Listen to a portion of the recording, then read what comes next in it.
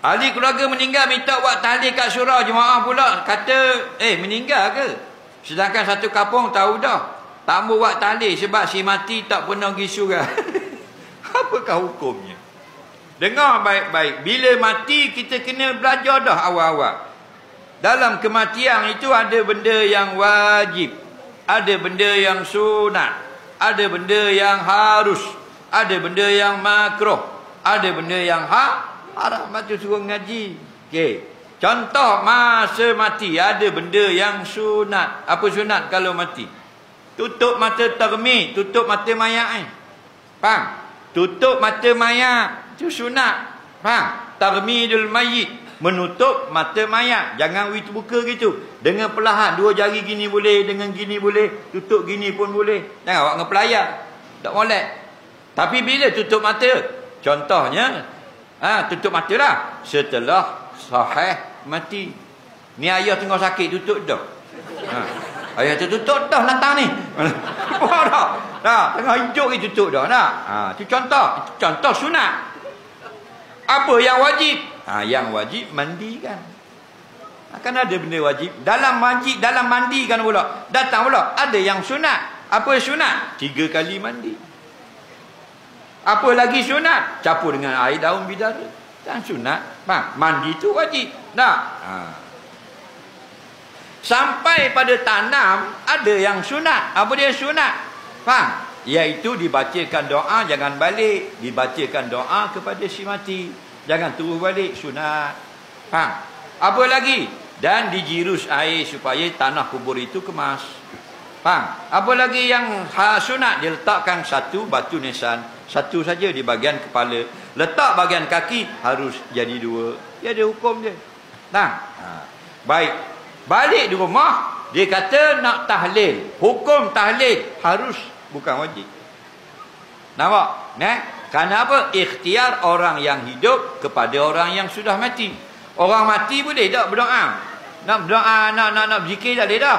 Faham? Tak boleh. Wa an laisa lil insani illa ma syaa. Orang yang mati tak boleh buat apa-apa. Yang dia boleh buat masa dia hidup. Kita yang hidup bolehlah buat apa? Zikir boleh, istighfar untuk dia boleh. Faham? Itu tujuan kita buat tahlil. Nabi kata istaghfiru li akikum. Hendaklah kamu tolong minta ampun kepada Allah akan mayat kamu ini. Jadi tahlil di kubur boleh, nak tahlil di rumah bukan wajib. Boleh.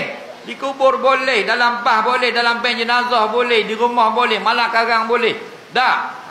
Yang tak boleh berkumpul untuk menangis biji sabak niyah. Faham? Nabi larang kumpul untuk menangis-nangis. Baik, dia pergi surau, dia kata orang surau dak buat tahlil. Faham? Dia buat orang ahli surau saja. Dah kalau dia kata gitu buat di rumah. Dah mu seorang apa dah boleh tahlil di rumah. Tahlil bukan kena belajar di planet Mareh. Tahlil bukan ada bacaan yang wajib. Ulama susun saja. Faham? Mu nak tahlil caramu boleh. Tahlil bukan wajib 100 kali. Tahlil bukan wajib Fatihah. Tahlil bukan wajib ayat-ayat lazim. Dah guana itu ulama susun kerana ayat-ayat itu mudah bagi orang awam. Faham? Memudahkan kita urusan. Baca orang kalau buka majlis orang kata mana? Kita buka majlis kita dengan Al-Fatihah. Apa Fatihah? Pasal Fatihah orang tahu belaka, orang ngisyak tahu. Baca kalau nak buka majlis Al-Baqarah. Balik awal. Baqarah. Faham lagi? Lelah kamu nak baca dia. 4 jam tak sudah lagi. Dah. Jadi kalau orang tak mau tahlil surau, tahlil di rumah. Balik panggil orang surau kalau nak buat, kita buat di rumah. Tak sabar lah. Faham? Panggil anak si mati, panggil abang si mati, panggil pak dara si mati, aku pun duduk dalam rumah. Al-Fatihah. Baca Fatihah. Kenapa baca Fatihah? Turun rahmat. Lagi baca ayat kursi. Lagi baca Qul huwallahu ahad 3 kali. 3 kali seperti membaca satu Quran. Kemudian sebutlah zikir. Tak berhenti 100 kali. Sekali boleh. La ilaha illallah. Cukup. Tak payah 100. Afdalu ma qultu wan nabiyyuna min qabli qaulu la ilaha illallah. Nabi kata kalimah yang paling afdal yang aku sebut dan nabi-nabi sebelum aku sebut la ilaha illallah. Kemudian berdoa Allahumma fillahu warhamhu ya Allah ampunkan dosa dia mayat kami ini.